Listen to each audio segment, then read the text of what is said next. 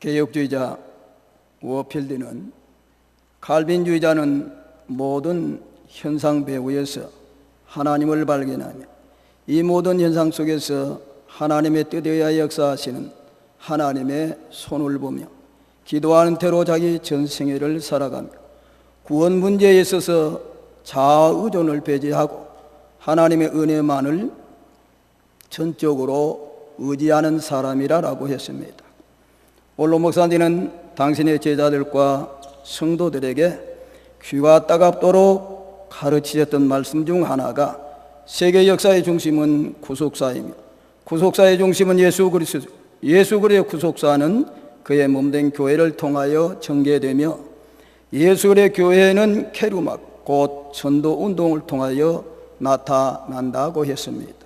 마태복음 24장 14절에 이 천국 복음이 모든 민족에게 증언되기 위하여 온 세상에 전파되리니 그제야 끝이 오리라라고 했습니다. 그렇습니다.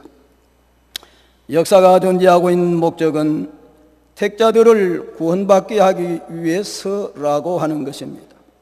구원받기로 작정된 14만 4천의 충만한 수, 즉 각 나라와 족속과 백성과 방언에서 아무도 능히 셀 수 없는 큰 무리가 주님께로 온전히 돌아오게 하는 날까지 존재한다는 것입니다.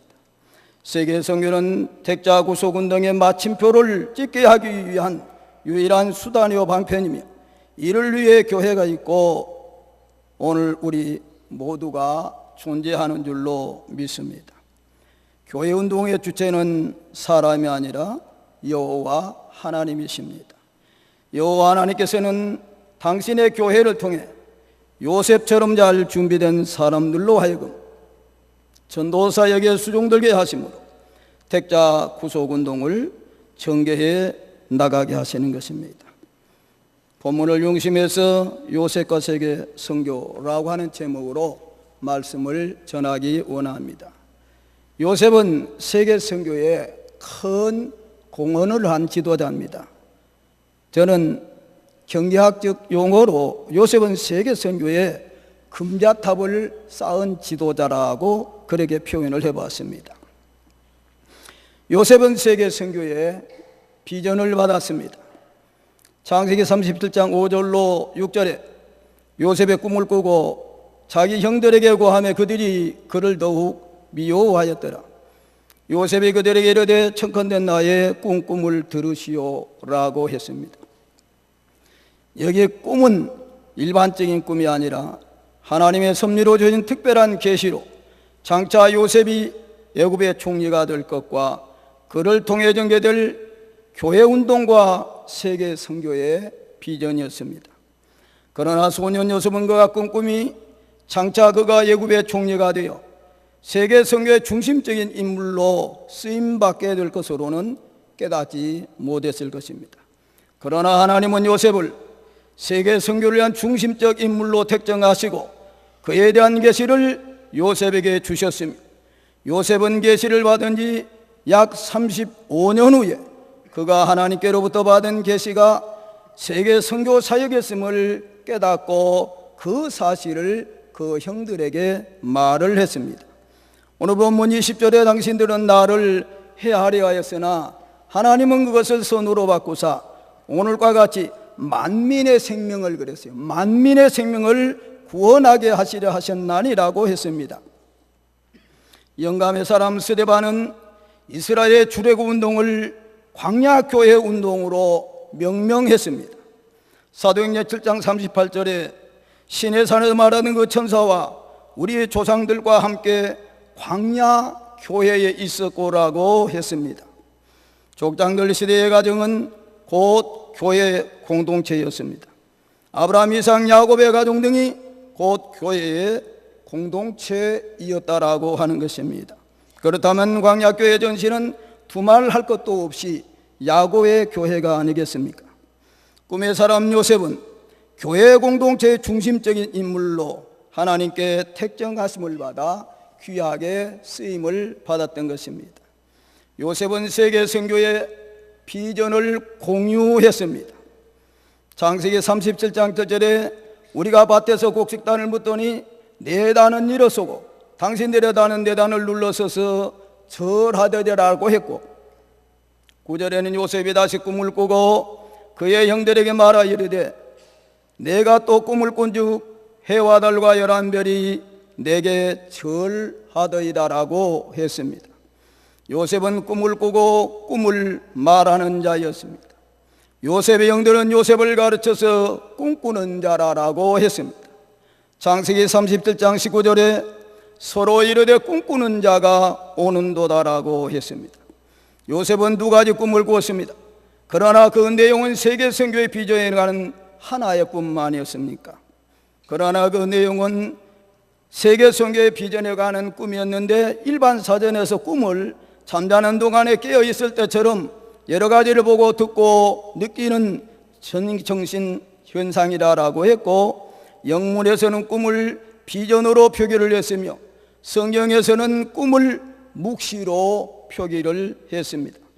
잠언 28장 18절에 묵시가 없으면 백성이 방자히 행하거니와 율법을 지키는 자는 복이 있느니라라고 했습니다. 여기 묵시를 예언자의 환상, 즉 비전을 지칭하는 표현으로 사용을 했으며, 방자히 행한다라고 하는 것은 날뛰다, 망령되이 행한다는 말로 꿈과 말씀이 없으면 사람이 망령되이 행하며 날뛸 수 있다라고 하는 것입니다. 그렇습니다. 교회는 현실에 안주하지 말고 요셉처럼 계속해서 꿈을 꾸며 그 꿈을 모든 성도들과 함께 더불어 공유하며 하나하나 그 꿈이 성령의 인도하심을 쫓아 성취해 나가도록 해야 될 줄로 믿습니다. 세계 선교는 하나님의 계획과 섭리에 의하여 성취되어 나갑니다. 하나님께는 세계 선교 계시를 믿음의 조상 아브라함에게 먼저 주셨습니다. 창세기 15장 13절로 14절에 여호와께서 아브라함에게 이르시되 너는 영영히 알라 내 자손이 이방에서 객이 되어 그들을 섬겨 그들은 400년 동안 내 자손을 괴롭게 하리니 그 섬기는 나라를 내가 징치할지며 그 후에 내 자손이 큰 재물로 이끌고 나오리라라고 했습니다. 하나님의 계획과 섭리는 주도 면밀할 뿐만 아니라 한치의 오차도 없이 정확하게 성취되어 가게 하신다는 것을 우리에게 보여주고 있습니다. 세계 선교 계시를 믿음의 조상 아브라함에게 400년 전에 주셨고, 그 세계 선교 계시가 요셉과 야곱의 교회를 통해 400년 후에 정확하게 성취되게 해 주신 것입니다. 아브라함이 세계 선교를 받은 때를 그의 나이 약 80세쯤으로 만약 본다면 그가 75세로 향수를 했기 때문에 95년 플러스 이삭 180, 야곱이 바로를 만났을 때 130년이라고 그랬습니다. 그래 합산해 보면은 405년이라고 하는 정확한 계산이 나옵니다. 하나님은 전능하신 분이십니다. 그런데도 불구하고 세계 선교를 이렇게 주도 면밀하게 계획하시고 준비시킨 후에 진행케 하신다라고 하는 것입니다. 세계 선교나 국내 교회 개척 또한 하나님의 계획과 섭리에 의해 진행된다는 것을 우리는 깨닫고, 우리 모두는 더욱 겸손함으로 깨어 기도하며 성령의 인도하심을 쫓아 하나님의 계획과 섭리를 거역하지 말고 잘 순종해야 될 줄로 믿습니다. 요셉은 세계 선교를 위해 잘 준비된 지도자였습니다. 세계 선교나 교회 개척은 아무나 할 수 있는 것이 아니라 오직 주님께로부터 소명과 사명을 받고 철저하게 연단을 받은 자라야만이 할 수 있다라고 하는 것을 개척의 셈을 파는 한 전도자로서 뼈저리게 느껴지는 것을 날마다 현장에서 체험을 하게 됩니다. 우리가 우리의 신앙의 열조 요셉을 볼 때 그의 머리에 씌었던 면류관과 영광만을 바라보지 말고 그가 그 정상에 오르기까지의 생사를 넘나들었던 장구한 인고의 세월이 있었음을 바라보아야 할 줄로 믿습니다. 요셉은 영특한 소년이었고 교회의 사랑을 가장 많이 받는 사람이었습니다. 다른 교인들이 꿈꾸지 못하는 교회의 비전에 관한 꿈을 꾸었고 비전에 관해 자랑을 했으며 형들처럼 부득한 길을 걷지 아니했고 형들의 잘못된 삶까지라도 못마땅히 하며 그 사실을 그 아비에게 고하여 바로 잡아주기를 원했던 올곧은 사람이었습니다. 그러나 교회로부터 요셉에게 돌아온 것은 칭찬이나 존경이 아니라 17세의 소년으로서는 도무지 감당할 수 없는 최악의 것들이 주어져 있지 않았습니까? 행복하고 안락했던 요셉에게는 13년이라는 지옥 생활과 같은 기구한 운명이 그에게 주어졌던 것입니다. 요셉에게 찾아온 시험은 밖에서부터 찾아온 시험이 아니라 교회 안으로부터 주어진 시험이요 형들로부터 주어진 시험이었습니다. 지상의 교회 공동체는 완전하지 못하다고 하는 것을 우리는 성경을 통해서 배우고 알고 있는 사실이지만, 그러나 야곱의 교회는 정말로 그 정도가 심했고 전도는 고사하고 사회로부터 지탄을 받고 추방이라도 당해야 할 정도가 아니었겠습니까? 제6계명은 살인을 하지 말라고 그랬습니다. 그러나 요셉의 형들은 교회에서 가장 보배로운 인물을 시기하고 질투하여 구덩이에 던져 죽이려고 했습니다. 창세기 37장 20절에 자 그를 죽여 한 구덩이에 던지고 우리가 말하기를 악한 짐승이 그를 잡아먹었다 하자. 그 꿈이 어떻게 되는 걸 우리가 볼 것이니라라고 했습니다. 양지에서 순하게만 자랐던 요셉이 형들이 졸지에 살인마들로 돌변하여 개떼처럼 덤벼들어 깊은 구덩이에 자기를 던져 죽이려고 했으니 그 어린 소년이 그 무시무시한 광야 깊은 구덩이에서 얼마나 형들을 부르며 살려달라고 소리를 쳤겠습니다. 그 구덩이를 빠져나와 보려고 얼마나 몸부림을 쳤겠느냐라고 하는 것입니다. 그러나 형들로부터는 그 누구로부터 그 무서운 죽음의 구덩이로부터 구원을 받지 못했으니 어쩌면 기진맥진하다가 혼수상태에 빠져 쓰러져 버렸는지도 모를 일 아니겠습니까? 짐승의 탈을 쓴 영들은 여기서 그치지 않고 구덩이에 던져버렸던 요셉을 다시 꺼내서 이스마엘 상고들에게 은 20냥을 받고 노예로 팔아버렸던 것입니다. 그리고 요셉의 옷을 벗겨 수염소를 죽여 그 피를 그 옷에 바른 그 채색 옷을 가지고 그 아비 야곱에게 와서 말하기를 우리가 이것을 얻었으니 아버지 아들의 옷인가 아닌가 보소서라고 했습니다. 요셉의 형들은 양심이 화인을 맞은 짐승들 같은 자들이요 거짓말을 강구하고는 사단의 일꾼에 불과했습니다. 동생 요셉을 돈 받고 노예로 판 것도 모자라 이렇게 형제들이 계획적으로 짜고 자기 아버지를 속일 수 있겠느냐는 것입니다. 야곱은 요셉의 옷을 확인하고 내 아들이 악한 짐승에 찢겨 먹혔도다라고 하고 자기 옷을 찢고 굵은 배로 허리를 묶고 오래도록 그 아들을 위하여 애통해하며 누구의 이로도 받지 아니했고 내가 슬퍼하며 음부에 내려 아들에게로 가리라고 하며 요셉을 위하여 울었더라고 했습니다. 일반 사전에서는 노예를 권리, 자유가 인정되지 않고 남의 지배 밑에서 강제로 일하며 매매 양도의 대상이 되었던 사람, 권리나 자유를 빼앗겨 자기 의사나 행동을 주장하지 못하고 남에게 불임을 받는 사람, 어떤 목적에 얽매여 인격의 존엄성도 저버리는 사람이라고 했습니다. 그렇습니다. 물론 하나님의 섭리가 요셉의 배후에서 작동하고 있었지만 그러나 요셉이 노예로 팔려간다라고 하는 것은 구덩이에 던짐을 받는 것보다도 더 무서운 시험이 아니었겠습니까? 교회 안에서 시작된 시험은 교회 밖으로 옮겨갔습니다. 신앙이 타락하고 변절되면 중생하지 못한 사람들만 또 못하다고 하는 것들을 새삼 우리에게 느껴지게 하는 대목인 줄로 믿습니다.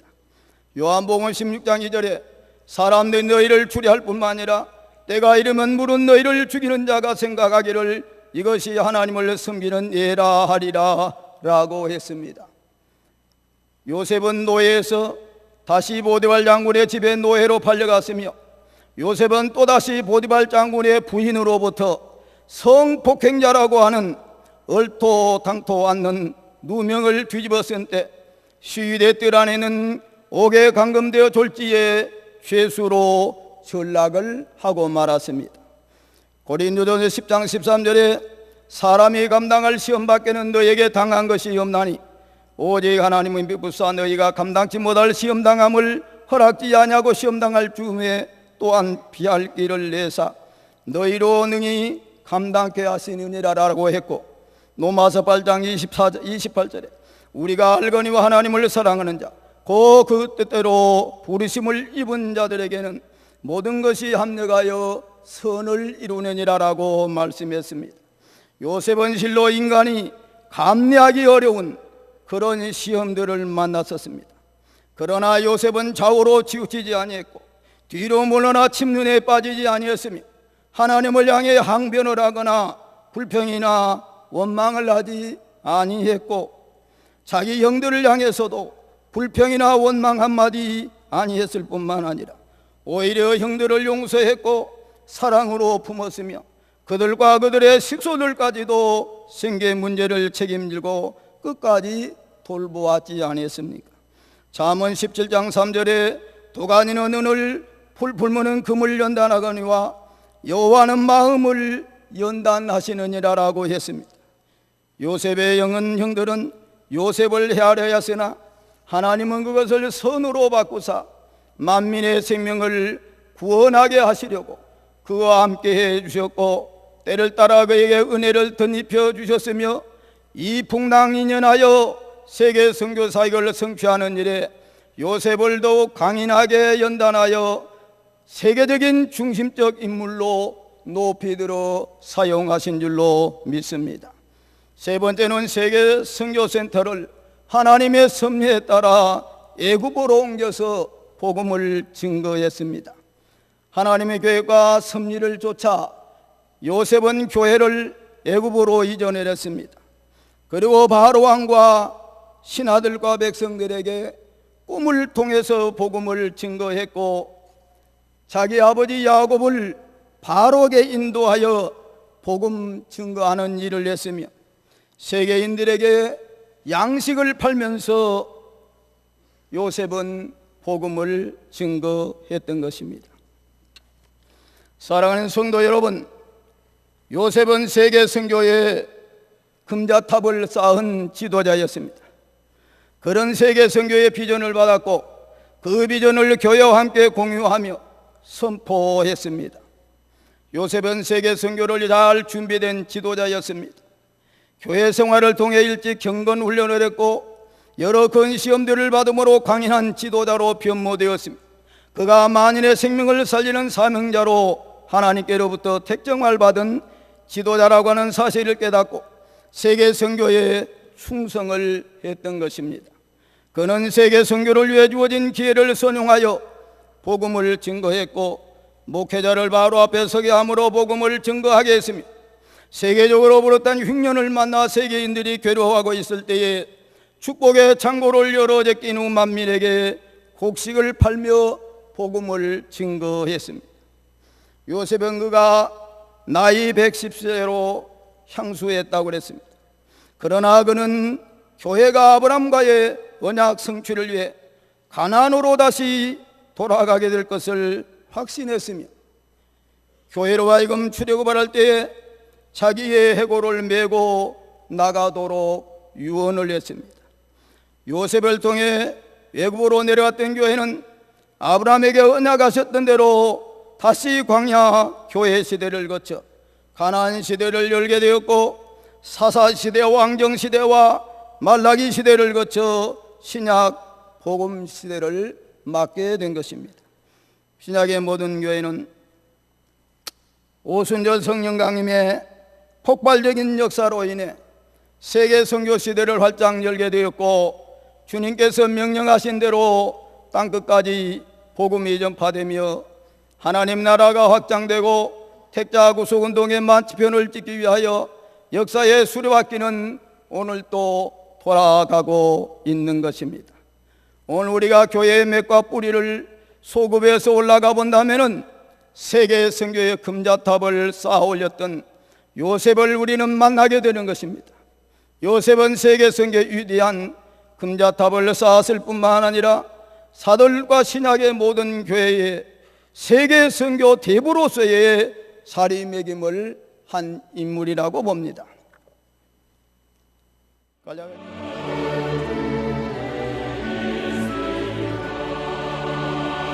아